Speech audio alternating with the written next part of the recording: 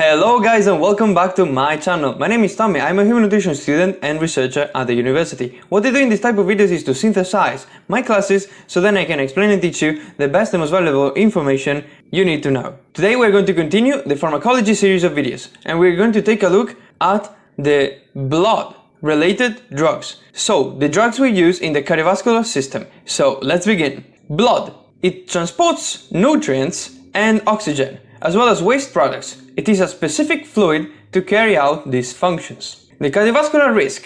It can be external, for example the lifestyle, or internal, the renin-angiotensin-aldosterone system. Here we have to differentiate between disease, the risk, which is the probability, the coronary risk, which is the development, and also the factor of cardiovascular risk, which is idiopathic. Here we have the factors we can change, such as smoking, obesity, sedentary lifestyle, and stress. And the non-modifiable ones are the family history, age, and gender. Now let's take a look at the arterial hypertension. It is the force exerted by the blood in the blood vessels. Here we have the renin-angiotensin-aldosterone system that increases the osmolality and the volemia. A healthy individual is hypertensive when it has a blood pressure over 140/90. In the diabetes mellitus, over 140/85, and we consider it as a high cardiovascular risk when it is 145/80. It can be primary or secondary.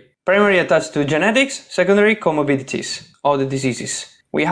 Here we have the clinic blood pressure and the out-of-office blood pressure, so at home. When it is normotension in both, you are normotension. When it is hypertension in the clinic, normotension at home, it is the white coat effect, white coat hypertension. When it is an hypertension at home, but normotension in the clinic, it is a masked hypertension. And when it is in both, so sustained hypertension. We also have other types, such as the patient raiser, which stays up at night, the high blood pressure in pregnancy, preeclampsia, and refractory. And here we have some things to do to change. We can do lifestyle changes, diet, and physical exercise. And also the pharmacological one, which we're going to see now. So drugs for hypertension. We have the diuretics, the loop diuretics, the thiazidics, and the potassium sparing diuretics, furosemide, hydrochlorothiazide, amiloride, and spironolactone. I explain this in much more detail in this video right here. Then we have other 6 types of drugs. The beta-adrenergic antagonists. These block the effect of the adrenaline, that's why they are called beta-adrenergic, on the cardiac contraction in the beta-1 and in the vessels in the beta-2. There are non-selective, the propranolol, oxprenolol, nadolol, and cartolol, and the selective, which are mainly acting on the cardiac contraction in the beta-1, which are the atenolol, bisoprolol, especially this one, and the nebivolol. The non-selective, they are orally taken and intravenous as well, with liquid, with or without food. Same for the selective ones. In the non-selective, they are not prescribed in the patients with asthma. And a hyperprotein diet increases by 53% the effect of the propranolol, and they also lower the glucose tolerance. The selective ones, high doses give bradycardia and hypotension, and they can give tiredness, insomnia, cold extremities, and also lower glucose tolerance. Then we have the alpha-adrenergic antagonists. These are the doxazosine and terazosin. They inhibit the alpha-1 receptor-mediated vasoconstriction, and they lower the peripheral resistance by lowering the LDL, the VLDL, the triglycerides, and raising the HDL. Oral with water, with or without food, not in chronic heart failure, and they may cause postural hypotension, dizziness, nausea, and fatigue. Calcium antagonists. We have the amlodipine, nicardipine, and nimodipine. These are affecting the vascular cells. They lower the calcium entry into vascular cells, creating vasodilation and lower arterial pressure. On the other hand, we have the verapamil and diltiazem. They lower the calcium entry into cardiac cells, lowering the contractility and the heart rate. The vascular ones, so the amlodipine, are taken orally with liquid, with or without food, and best without the grapefruit, because they are metabolized by the cytochrome P450. The cardiac ones, the verapamil, is taken orally, taken whole with liquid. The vascular ones, not in aortic stenosis, they give hypotension and bradycardia, With grapefruit juice, there is toxicity, again because of the cytochrome P450, and there is a lower nimodipine bioavailability with food, but it increases when it's with lipids. On the other hand, in the cardiac ones, we don't prescribe them in aortic stenosis, they cause severe heart failure, and we do not combine them with beta blockers. With grapefruit juice, there is a toxicity here as well, because they are metabolized by the cytochrome P450, and tobacco ethanol will increase the metabolism of the verapamil and may cause heart block and constipation, these drugs. Then we have the angiotensin converting enzyme inhibitors. The first choice is the enalapril, and the captopril is in the chronic. These inhibit the conversion of angiotensin 1 to angiotensin 2. Then there is no hypertensive action with aldosterone. Oral with a glass of water, not in pregnancy or aortic stenosis. They give COG, hypertension and dizziness though. COG is the main side effect. The absorption is lowered with food. Licorice will have a mineralocorticoid effect. There is an enzymatic inhibition with grapefruit juice, and the foods high in potassium will give us an hyperkalemia when taken together with this drug. Then we have ARA2, so angiotensin 2 receptor antagonists. The valsartan, irbesartan, eprosartan, candesartan, these are angiotensin 2 receptor antagonists that cause vasodilation. They are similar to the angiotensin converting enzyme inhibitors. They have a better absorption and fewer adverse effects. They have less cogging. They create vasodilation and only for high blood pressure. They are taken orally and can cause COG with hypotension, and they are not prescribed in pregnant women. And then we have the aliskiren, which is a new drug of 2020. This is a renin inhibitor. It is similar to the angiotensin converting enzyme inhibitor. It is taken orally with or without food, better without the fruit juices. There is no COG as adverse reactions, which is good compared to these two, and interacts with grapefruit juice because it is metabolized by the cytochrome P450. So how the prescription works in these drugs for hypertension? Well, a multi-drug approach with fewer doses of each drug is always better because it will give us fewer adverse reactions. Do not directly give full doses of input drugs. Better to give less dose, but in conjunction with other drugs. And the first line are the angiotensin converting enzyme inhibitors or the angiotensin receptor antagonists too. And now let's take a look at dyslipidemia. So atherosclerosis has to do with it.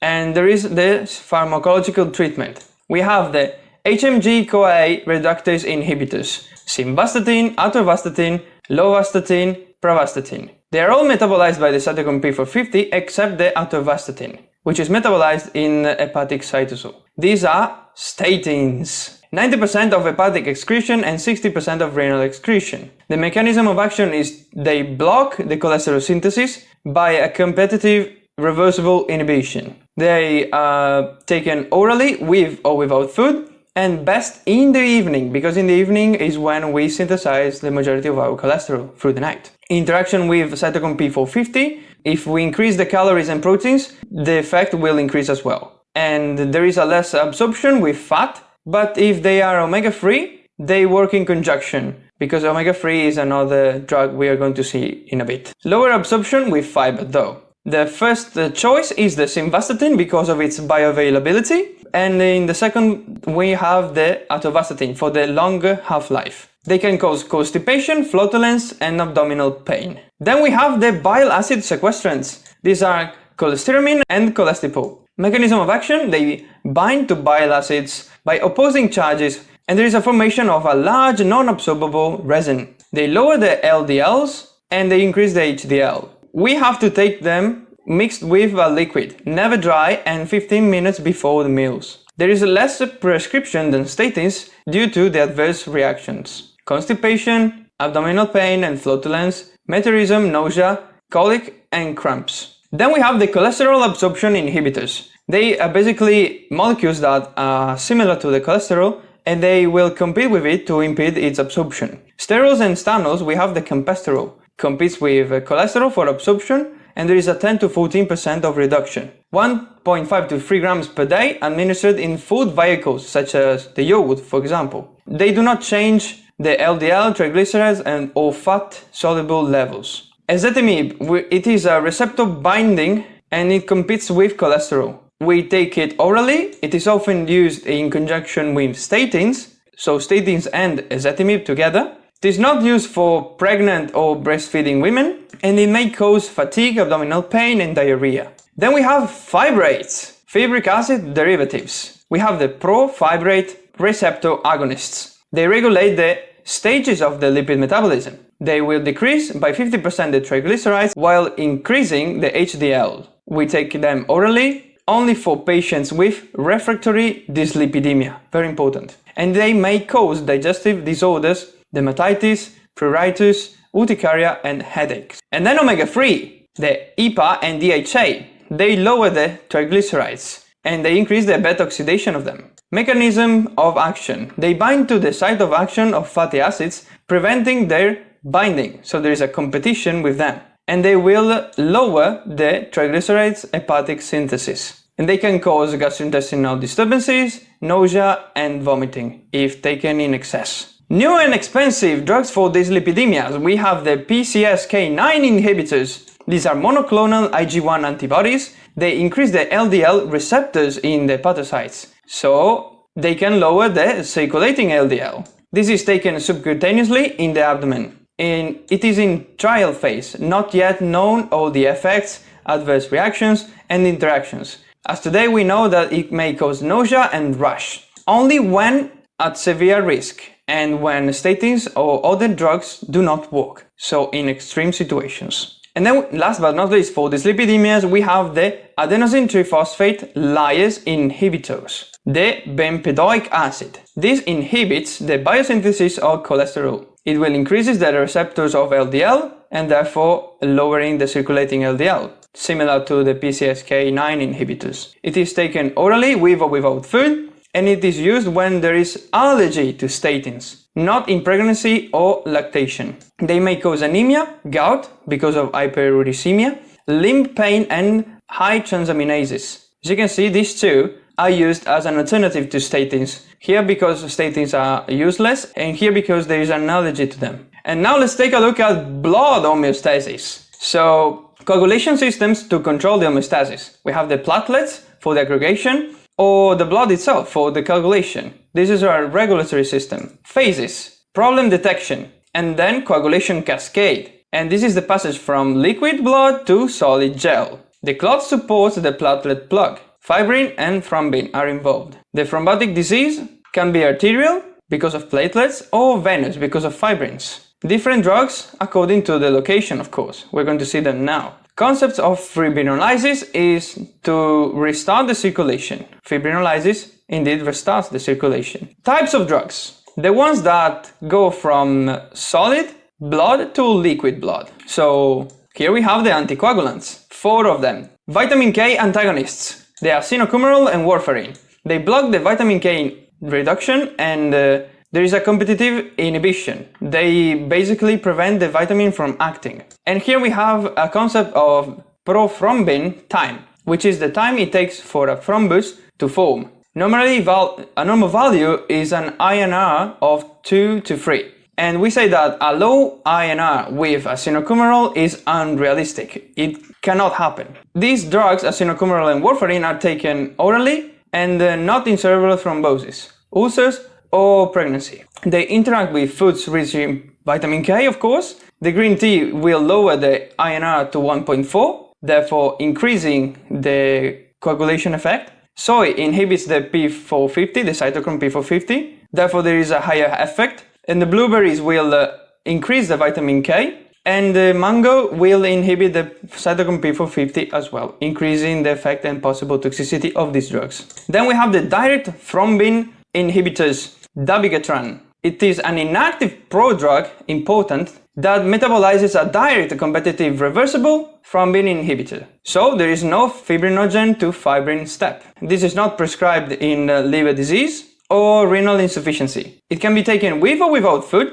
and there is a lower absorption when taken with fiber. And then the direct factor XA inhibitors. These are rivaroxaban, apixaban, edoxaban. Fixed dose for these ones. They inhibit the factor X in the final common clotting pathway. For those with atrial fibrillation and non-adherence to acenocumarol. So if the main treatment, this one, doesn't work, we can use this. We take it with or without food, and there is a lower absorption with fiber. Not in liver disease, and reduce the dose in renal insufficiency. And then we have heparins. These are injectables. Bemiparin, enoxaparin, and dalteparin. Conventional or low molecular weight. Two types here. The low molecular weight are the most used, which are a fraction of the conventional ones with a lower effect and subcutaneous administration. They inhibit the blood clotting by thrombin inhibition. They are subcutaneous injections, and they are irreplaceable. They can cause hematomas and skin necrosis in the area. And now we have to talk about antiaggregants for the arteries. Acetylsalicilic acid, clopidogrel, and abscisimat. Acetylsalicilic acid, irreversible blockade by acetylation of the cyclooxygenase. This is an enzyme that creates the proaggregants, for example as the thromboxane. So no synthesis of them. This drug is prescribed for the acute myocardial infarction and the anginas. We take it orally, well with water, preferably before or with the meals, because of its ulcerogenic potential. They may cause dyspepsia, nausea, vomiting, ulcers, and gastritis. It is not recommended to take in peptic ulcer or hemophilia because they create ulcers indeed, and not for children under 12 years of age or breastfeeding women. But yes, in pregnancy. The acetylsalicylic acid interacts with garlic, increasing the pharmacodynamic effect, with ginger, which inhibits the thromboxane synthetase, and with omega-3s, which inhibit the platelet aggregation. Then the clopidogrel. This drug inhibits the activation of the glycoprotein 2B3A receptors on the surface of the platelets. We take it orally with water, with or without food, and it needs an inspection visa to be prescribed, very important. Not used in hemophilia or bleeding. And this is because it may cause bleeding, diarrhea, and also abdominal pain. And then we have the abscisimat. This is a glycoprotein 2,3A inhibitor. Antibody fragment directed against the glycoprotein 2B3A receptor. These are injectables. They are used in very severe situations. And the adverse effects are bleeding, nausea, vomiting, and hypotension. They are often combined with acetylsalicylic acid and heparins. And then the last for the solid to liquid, so keeping the blood liquid drugs, the fibrinolytics, the streptokinase, alteplase, and reteplase. These are tissue plasminogen activators. They indeed convert the plasminogen to plasmin to create the fibrinolysis. So the restart of the circulation. The administration is intravenous, and they can give nausea and vomiting, as well as hemorrhages. They are not prescribed in bleeding, trauma, surgery, and in history of cerebrovascular disease. And now, on the other hand, we have to take a look at the liquid to solid drugs. So, the ones in case of hemorrhages. Antihemorragics. The vitamin K. It is a vitamin that activates the coagulation factors 2, 7, 9, and 10. It is taken orally or intravenous with parenteral nutrition, for example, and it interacts with oral anticoagulants, the acenocumarol and warfarine, decreasing their effect, of course. We don't have to exceed the dose in children, and better not to prescribe in pregnant women. Then we have the protamine. It is a basic protein that forms a complex with heparins and inactivates them. We take it intravenously only, and it is the antidote to heparins. If we take too much heparins, we can use the protamine. Not in people allergic to protamine, of course, and they may cause nausea, vomiting, hypotension, bradycardia, and dyspnea. And then we have the coagulation factors. These are all necessary factors, freeze-dried concentrates. We take them intravenously, and there is a problem of allergy, and they may cause fever and chills. And then, last but not least, we have the antifibrinolytics, the tranexamic acid, the aprotinin, and the tamsilate. So, the tranexamic acid inhibits the plasminogen, the aprotinin inhibits the proteolytic enzymes, and the tamsilate increases the platelet adhesion. All these three things will inhibit the fibrinolysis. They are taken orally and intravenously with water, with or without food, when orally. But the aprotinin is only in the intravenous way. They can cause nausea, vomiting, diarrhea, skin rashes, and thrombolytic events. Okay, this is it for this video. I hope you enjoyed these minutes with me. If you have any doubts about this video, there is a comment section down below. Remember to download this diagram by clicking in the first link in the description. Don't forget to like, subscribe, and share this video to your friends and family to spread this knowledge to them as well. Thank you so much for watching, and I will see you in the next one. Hope you enjoyed. Ciao!